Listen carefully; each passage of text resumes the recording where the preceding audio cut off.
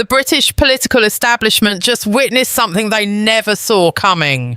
In a moment of pure political theatre that has sent shockwaves through Westminster, Nigel Farage delivered a devastating blow to Prime Minister Keir Starmer that left the Labour leader visibly rattled and scrambling for answers. This wasn't just another parliamentary exchange. This wasn't just routine political sparring.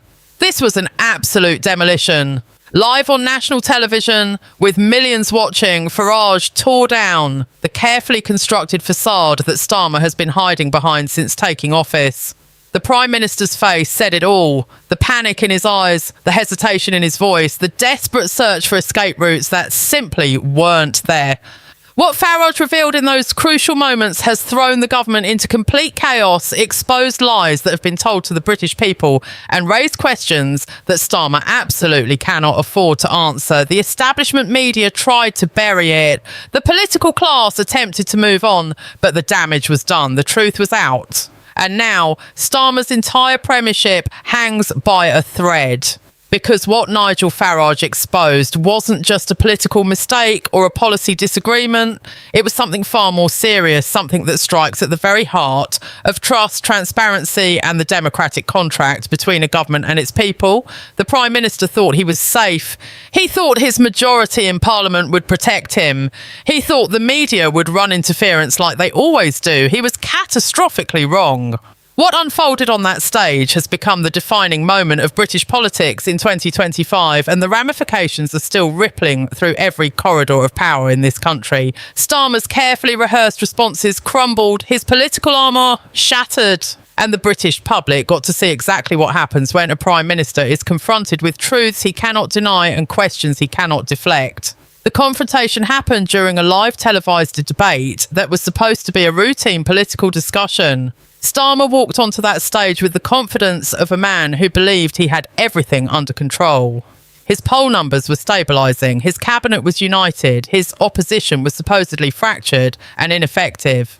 The mainstream media had spent weeks painting him as the steady hand on the tiller, the adult in the room, the serious politician who had restored competence to Downing Street after years of chaos. But Nigel Farage had done his homework, he had receipts. He had evidence, and he had the kind of forensic preparation that turns political debates into career-ending disasters. The moment arrived when Farage shifted the conversation away from the prepared topics and went straight for the jugular. He started talking about immigration figures, not the sanitised statistics that the government releases, not the carefully massaged data that makes everything look manageable, the real numbers, the ones that tell the actual story of what's happening across Britain right now. Farage laid out the evidence methodically. Net migration figures that completely contradicted what Starmer had promised during the election campaign. Official government data that showed arrivals hitting record levels month after month, while the Prime Minister stood at the dispatch box claiming he had a plan to bring the numbers down. And then came the killer blow. Farage produced documentation showing that Starmer's own government had quietly abandoned key immigration controls, had stopped enforcement actions, had created new visa categories that opened the floodgates even wider. The camera caught Starmer's reaction in real time. The colour drained from his face. His usual smooth delivery faltered. He reached for his notes, searching desperately for the scripted response his team had prepared. But there was no script for this. There was no prepared soundbite that could explain away the documentary evidence that Farage was holding up for the cameras. Starmer tried to deflect. He attempted to pivot to talking points about economic growth and NHS waiting times. But Farage wasn't having it. He pressed harder, demanding specific answers to specific questions. Why had the government reversed deportation orders for thousands of illegal immigrants? Why had asylum processing been accelerated without proper vetting? Why had work visa restrictions been loosened despite campaign promises to tighten them? The audience could feel the tension crackling through the studio. This wasn't going according to plan. The moderator tried to intervene, attempted to move the discussion along to safer ground, but the damage was already catastrophic. Starmer's credibility was bleeding out live on television. Every attempted deflection made him look weaker. Every non-answer confirmed that Farage had hit the target dead centre.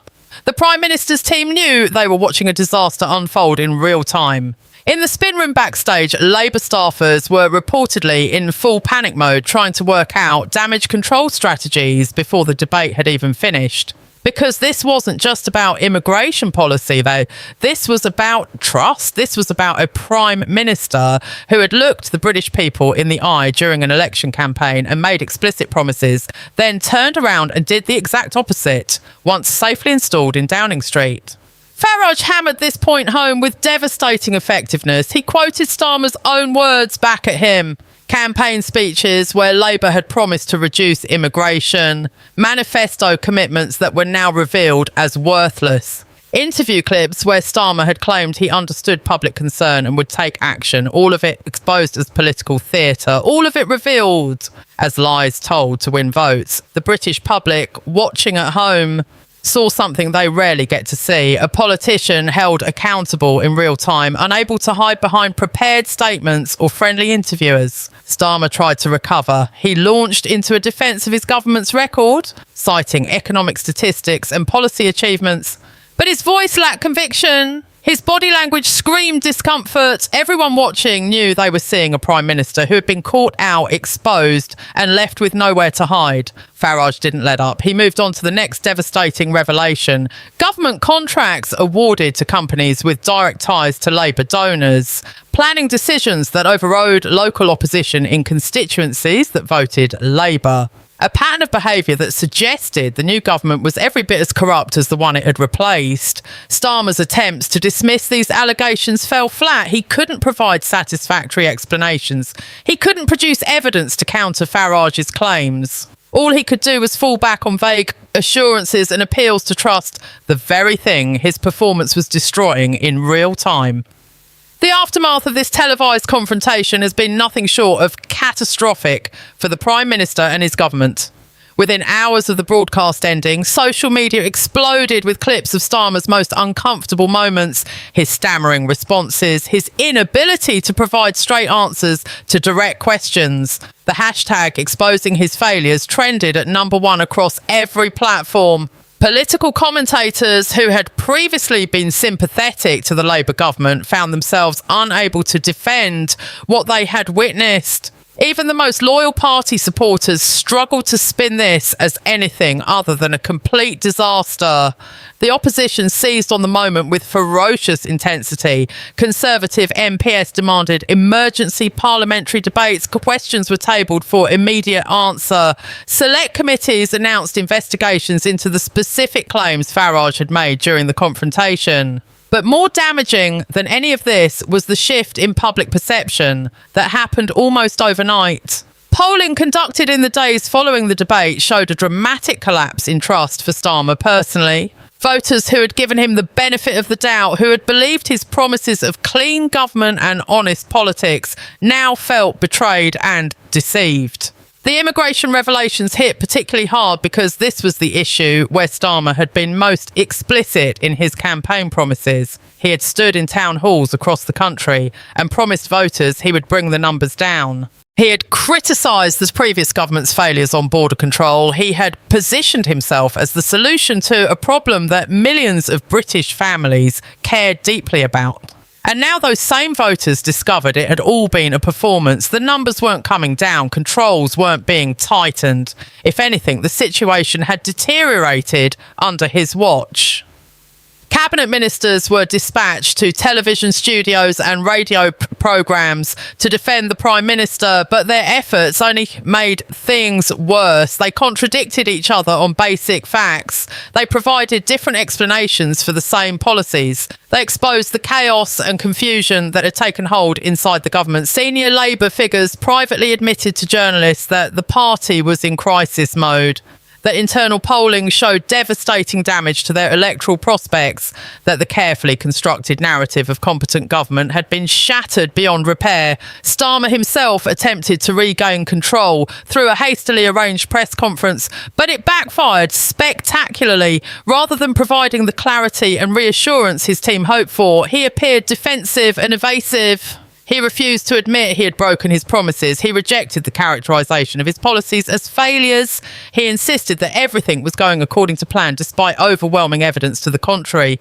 The journalists in attendance tore into him with questions he couldn't answer. Why had specific immigration enforcement operations been cancelled? Why had deportation flights been grounded? Why had asylum claim approvals skyrocketed? The Prime Minister had no satisfactory responses. He fell back on technical jargon and bureaucratic explanations that fooled nobody. The British public watching at home saw a leader who had lost control, who was drowning in his own contradictions, who fundamentally could not be trusted. Behind the scenes, the political situation became even more volatile.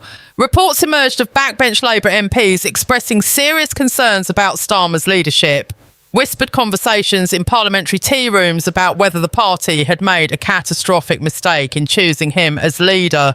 Speculation about potential challengers waiting in the wings for the right moment to strike. The Prime Minister's authority within his own party was crumbling as rapidly as his public standing. Nigel Farage, meanwhile, had achieved something remarkable. He had positioned himself as the voice of accountability, the politician willing to ask the questions the establishment wanted buried, the champion of ordinary voters who felt ignored and betrayed by the political class. His own party's polling numbers surged as voters looked for alternatives to a Labour government they now saw as dishonest and incompetent. The media narrative shifted decisively against Starmer. Newspapers that had endorsed Labour during the election now ran devastating front pages highlighting broken promises and policy failures. Television news programmes dedicated entire segments to fact-checking the Prime Minister's claims and finding them wanting. Even typically supportive outlets struggled to maintain their defence of a government that had so spectacularly undermined its own credibility. The crisis deepened when further revelations emerged about other areas where the government's public statements didn't match its actual policies. Energy commitments that were quietly being watered down. NHS funding promises that relied on creative accounting. Economic forecasts that ignored inconvenient data. Each new disclosure reinforced the central narrative that Farage had established during that devastating live confrontation. This was a Prime Minister who said one thing and did another. A government built on promises it never intended to keep, a political establishment that held the British people in contempt. And the worst part for Starmer and his team was that there was no obvious way out of the crisis they now faced.